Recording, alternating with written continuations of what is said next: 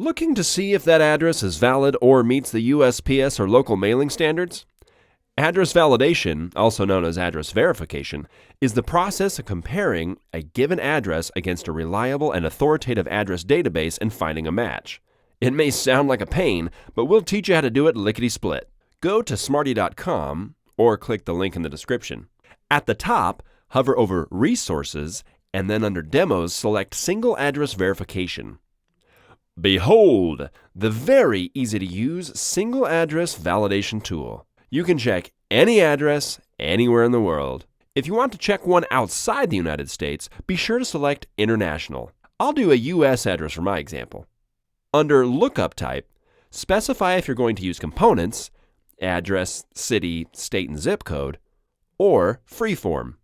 For this example, I'm going full-on freeform, baby. Start entering the address and check it out. The address tool will begin to autocomplete the address for you. You don't even have to type the whole thing if you don't want to. When you see what you're looking for, just select it. And you'll see on the right side whether the address is valid and what, if any, changes were made to make it valid. Fun fact, if you selected any of the drop-down addresses, they will be valid every single time.